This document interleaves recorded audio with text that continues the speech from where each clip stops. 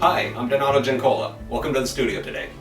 We're going to take a look at how I create a preliminary drawing from the initial steps of thumbnails into the roughing in of the larger drawing, and then also including photographic research. So come with us and we'll have fun drawing dragons. Well, one of the first steps I'll take as I start to generate ideas around a concept is I'll visit my sketchbook. And in here I will explore with mostly thumbnails, playing around with compositional ideas, eventually developing into larger images. But most of the time, what I do is I'll spend moments exploring possible, very basic, abstract compositional structure, silhouette, light and shade, use of pattern, general flow and movement through a piece. And all the while you can see I am always laying out a restraining kind of boundary line around my compositions. I'm always thinking about the framing structure, because framing leads to compositional choices with negative space, and framing also helps me to formalize the full range of possible elements to consider for inclusion inside a piece. So, as soon as you start framing an object, you wind up with negative spaces at how much room, how much atmosphere might be inside a piece, close-up crops. Here we've got a small abstract here, which then I like, and I'll develop that into a larger image that I then communicate and share that with my clients, with my potential clients, and also just for myself to also see what those small shapes might evolve into in terms of the level of detail to complete on a larger painting. And all of this is done without reference. I'm working exclusively without looking at objects. I'm just playing with shape. I'm playing with previous knowledge, feelings, not worrying about anatomy. If you see figures, they are very basically portrayed. I'm not worried about precision on anatomical structure. I'm looking at movement and flow to pieces.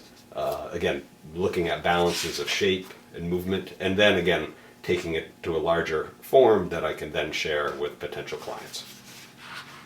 So again, that's what we'll be doing today. Is I'm going to explore here with this idea of the dragon, something from Game of Thrones, Daenerys and a dragon or two, depending on how the composition comes out. And we'll start filling it in here on one of my last pages in my sketchbook. So what I'm going to start doing here is playing around with some compositional ideas. I've got a rectangular format that I'm going to consider. And really the first thing I do is really start with a kind of bounding box here to determine the actual shape. That derives a lot from the nature of my commercial commissions and how I need to work with constraints. Front cover, wraparound, magic card, vertical, horizontal. So those are really the key parameters to focus upon as I develop a piece. Those are the guaranteed. There's absolutes. So just taking a look here at what shapes I'm going to be playing with. The idea of the dragons, they're going to have a large mass, and I'm playing around with different shapes. I've been inspired a little bit by our cat, Mitsu, who I've taken a peek at, and just thinking about her general body language. Kind of the idea here is to capture a predator. The idea of the dragons being predators, large predatory animals, kind of at rest. So they're paused, they're relaxed, and I can develop an image from them.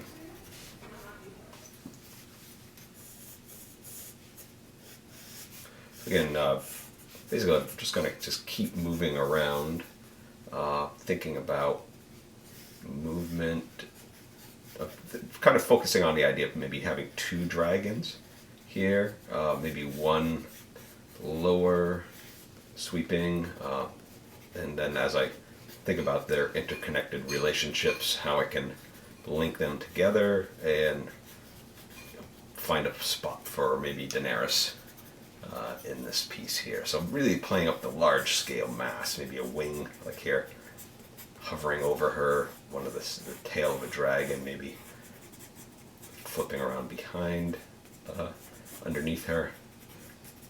So really just trying to surround her. And I'm not sure even where this is going to be happening. It's, maybe someplace in Marine. Now, when the dragons are a little larger, there's some architectural elements, maybe putting the dragons on the top of a building, maybe.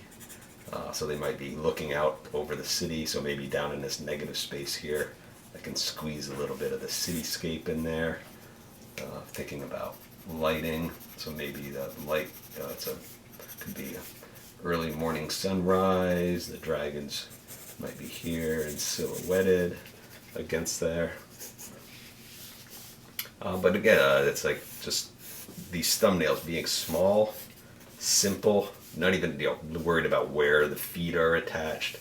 More it's about size and mass relationships I'm going to be playing with here. Maybe, let's see, get one of the wings down here really large. Maybe we can see the head of a dragon. So it's perched up even higher. Maybe put Daenerys down below here. So Daenerys is a little white blob there. So maybe it's just one dragon here. Maybe perched up high on some architectural structure element. She's maybe walking out. There we go. And maybe if we want to try to get all three dragons, they could be tiny little wisps off in the background here to build from. There we go. And again, keeping them very small and simple allows me to move quickly without a lot of commitment of detail and structure to a piece. So let's see if we're going to try to get two fairly modest sized masses. So one of them I'm thinking of kind of like a cat pose of the dragon kind of sitting and perched with its tail maybe hanging down off an element. And then the other is also long and lanky, stretched out horizontally. So I'm going to kind of emphasize some horizontal structure here. And then we've got the third dragon maybe flying off in the distance.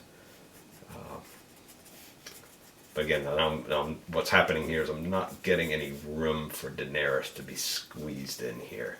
So maybe she might be up close. I guess she could be up like close to one of them, reaching up, touching. That might be a nice little gesture, which means I might need to open up some negative space here so we can maybe see if she's standing on something, which means shrinking and lowering down this other dragon just a little more so before turning its head up. So we've got a little bit of movement there, and the mass of this dragon extends upward more.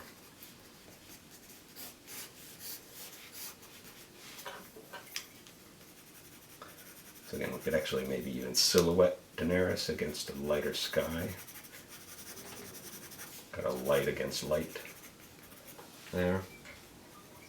Alright, and let's play with one more down here. One thing I haven't played with is, one of the dragons is a white dragon. So rather than going all this dark black mass, what if we really blast in some white here? Again, the advantage of working with the toned paper is now I can get some of this feeling, this really contrast of value going on here, and see how that can be brought in service and advantage to such a composition.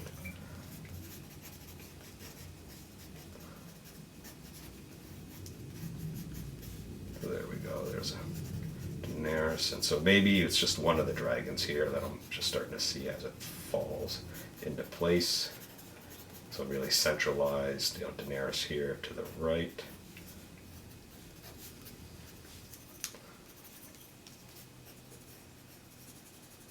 Could have Drogon here flying away in the background.